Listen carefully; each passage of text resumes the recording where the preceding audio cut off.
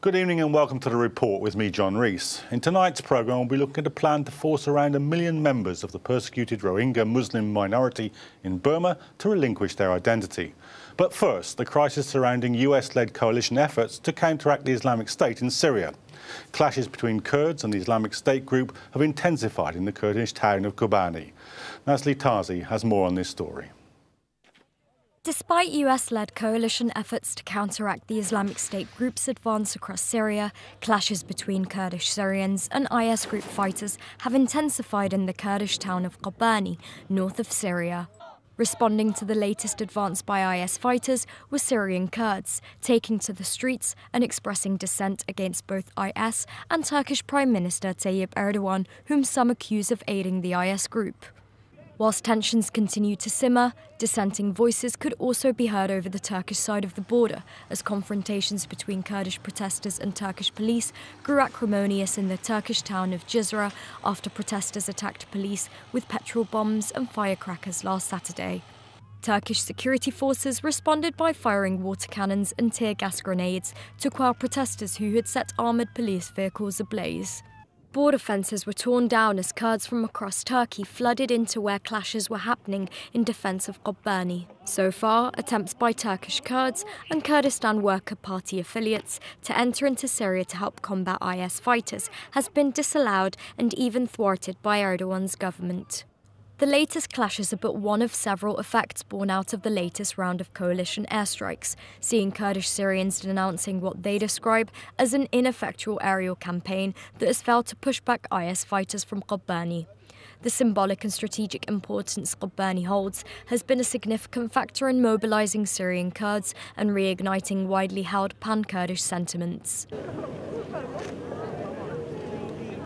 The concurrence of the Islamic State group's advance and renewed US airstrikes are signs of how events in Syria and Iraq are helping to stoke historic tensions between Kurds and the Turkish government. These developments come as US Central Command confirmed airstrikes launched Saturday successfully destroyed an IS compound and 2 armoured vehicles close to Kobani, which IS militants have held under siege for 10 days now. Syrian Observatory for Human Rights also reported that US airstrikes conducted earlier in the week had destroyed 3 oil refineries in rebel-held territories. But more than 140,000 Kurds have fled Kobani and surrounding villages since last Friday, crossing into Turkey in search of sanctuary, although the central Turkish government has said that the number of those fleeing has exceeded 160,000. The UN has publicly voiced concern over the safety of the remainder of Kobani residents, which it fears could all be forced to seek refuge in neighbouring Turkey. I don't think in the last 3.5 years we have seen 100,000 people cross in 2 days. Turkey currently hosts over 1.6 million Syrian refugees, placing additional strains on local infrastructure and services accessible to Syrians in the country. But as the US-led coalition widens its assault on IS, alliances that will determine whether IS can continue to tighten their siege on Iraqi and Syrian territories appear to be in flux. The battle for now appears far from over, yet the outcome of US-led coalition airstrikes in both countries remains uncertain. Nasli Tazi, The Report. Well, joining me in the studio to discuss this is Paul Schulte, Senior Visiting Fellow from King's College London, Adnan Khan, a political analyst from the Revolution Observer, and on Skype, Seref Kavak, Doctoral Candidate of Politics and International Relations at Keele University. Welcome to the programme, everybody. Paul, let's just start with one of the things that the report concentrated on, and that's the way in which this is affecting Turkish politics, because we've seen those scenes on the border. There's a great deal of dissatisfaction. People know that there is still oil in tankers from the Islamic State passing over the Turkish border in one direction and being sold, but Kurds from Turkey aren't being allowed to join the fight on the other. Do you think this is going to destabilise the Turkish state? I doubt it as a central problem for the state. I think in the Kurdish southeastern periphery, they may be in for prolonged instability, but it's not central enough for the big issues of Turkish politics. Turkey's role is important and complicated in this. It is an unanswered question why the so-called Islamic State freed those Turkish diplomats captured in Mosul. I mean, very convenient. Turks were clearly being deterred by their Well, just on that point, we saw some. What did they get for it? Well, we saw some video released last week which showed 49, the number of hostages that were freed, 49 howitzers on low-loading rail carriages going across the border into Syria, and some people are saying that that's what they got. Do you believe that report? It's not impossible. I wouldn't have thought that 49 howitzers would be the main or only thing that they want. Howitzers are relatively easily spotted and destroyed in an air campaign.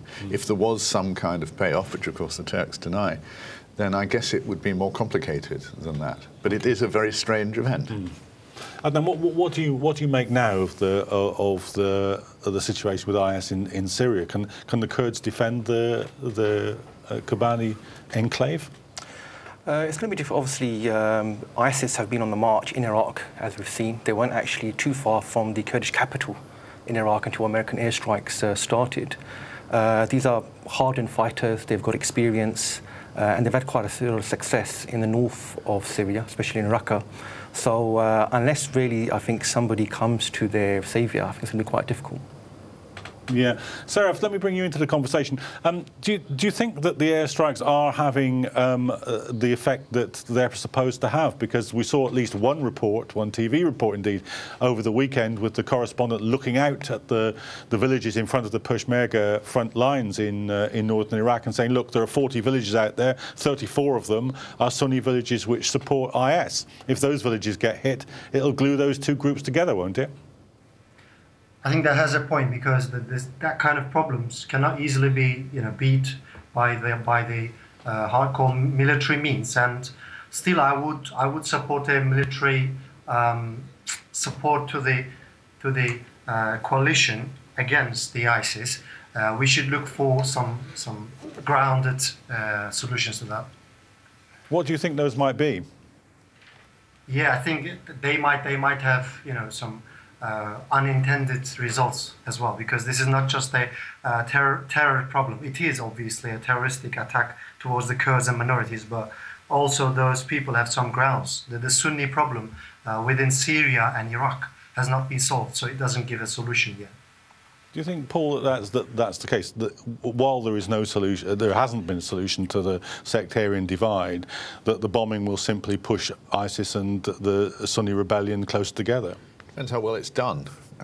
I think that the rules of engagement are going to be extremely cautious and discriminating.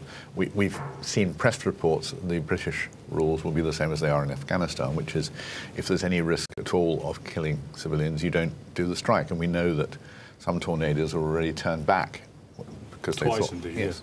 So it is likely that there will be very few civilian deaths if this continues, and I think it will remain the rule of engagement. But you can't guarantee there will be none, and certainly the ISIS propaganda machine will try and emphasize that there will be a huge number of unreported deaths. But what's the alternative? The alternative is apparently to do nothing, to allow Kobani and other places to fall, to accept that the troops of the so-called Islamic State can advance despite what the rest of the world, including 5 Sunni nations, thinks about them. That is, I can't think of anything which is going to increase their power and potency more than allowing that advance to continue. I mean, one alternative might be, Adnan, to reverse the Turks' current policy and to let the PKK go and fight and to stop the oil being sold in Turkey. At the moment, they're doing exactly the opposite. That is, I mean, let's not miss the fundamental problem here is the Bashar al-Assad regime. And you've seen various reactions to that. ISIS is one of them. And Turkey doesn't exactly, it has the capability to sort out the Syrian crisis. And I think that's important. ISIS is an issue. But that's one of the problems that's arisen as a result of Bashar al-Assad and what he's been up to for the last 2 to 3 years. And I think that's the real issue. And Turkey has more than enough capability to actually deal with this. The issue is policy here. And that's why you're seeing these sort of problems really escalate to the level they are. Seref, do you think that, how much weight do you put on the Turks altering their policy, and indeed the Saudis, because the Saudis are now playing both ends against the middle. They're both part of the bombing or saying that they're going to be, and at the same time, as everybody understands, they've given very substantial support to ISIS. I would argue that the Turkish foreign policy is very much has a role in that deterioration of the situation in Kurdistan and in the Middle East at the moment, especially the Turkey's contradictions with its own domestic problems, like the major one, the Kurdish issue. The setbacks and contradictions with the Kurdish peace process is very relevant in the Syrian Kurdistani issue as well. And then Turkey, I guess, in a way, tolerates, if not directly and legally supports, but tolerates the ISIS stuff, tolerated so far, as a result, at the cost of, you know, the Kurdish PKK or YPG groups not to be powerful, more powerful. So there is a contradiction that Turkey is doing a peace process with its own Kurdish militia, but on the other hand, it doesn't let anything. It doesn't let the YPG on the other side of the border in Syrian Kurdistan to legitimately defend themselves. So that's a big problem, and Turkey should look at that again and again. Another thing is the analogy with Palestine, the Israeli-Palestinian conflict, and how the Kurds in Turkey have seen themselves lonely.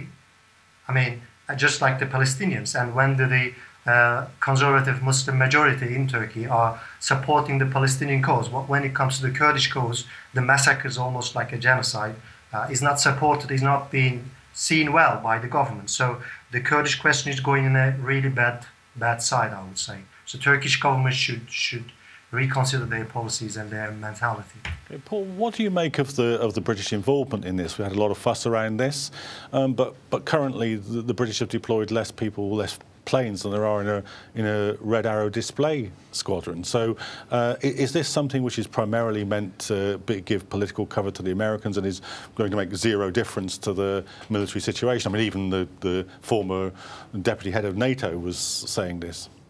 Well, I think British involvement is starting in a complex coalition picture.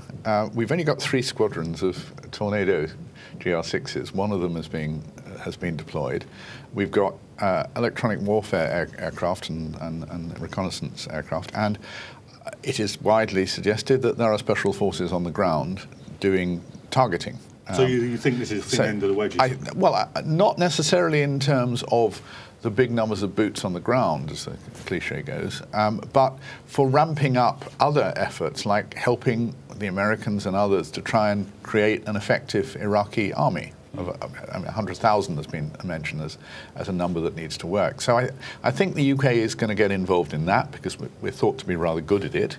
The Iraqis probably want that, and that may be one of the critical factors.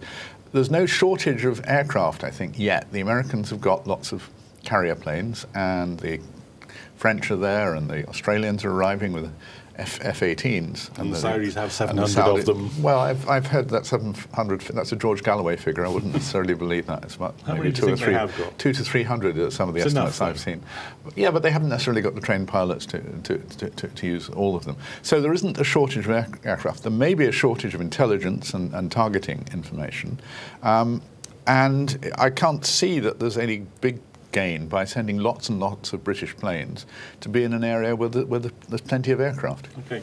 Then what about the story now that the effect of the bombing has been to push IS and Al-Qaeda and the Al-Nusra Front into a coalition? So one aspect of it is directly counterproductive immediately. I mean, that particular report's actually come from a Guardian journalist, which is being debated just this morning, actually, of how not automatically wrong for that reason. Well, there was a statement by the spokesman of Jabhat al-Nusra last night, and that was interpreted to mean they're entering into some sort of agreement, which apparently isn't necessarily the case. The interesting thing is, after 3-4 years, there's still no bombing of the Bashar Assad regime, but they're going after ISIS. And the argument up until now has been, we've got a war republic. We can't really put troops on the ground, we can't really get involved. But this week or last week, due to ISIS, now they're actually getting involved. As far as I'm concerned, after 100 years of carving up that region, Britain's ensuring it's at the top table when the decisions are made. And as far as I'm concerned, that's really just taking place. So let me be clear, do you think they should be bombing both ISIS and the regime? Bashar Assad is the fundamental problem in that regime. ISIS, you go back to the previous wars, Al-Qaeda, they've been a result of the war that's actually been going on there. Because Bashar Assad has carried out similar massacres or more to ISIS as well. So how are we deciding the policy? How are we determining who to go for? This week is ISIS, but the Bashar al-Assad problem is still actually there. But let me just ask Seref one last question. Do you believe that the West should extend the war and go after the Assad regime, or would that produce the kind of disastrous chaos that a similar level of bombing produced in Iraq? Can I get the question again, please? Do you think that the bombing should be widened so that it goes after the Assad regime, or would that simply have the kind of disastrous effects that a more powerful military campaign had in Iraq?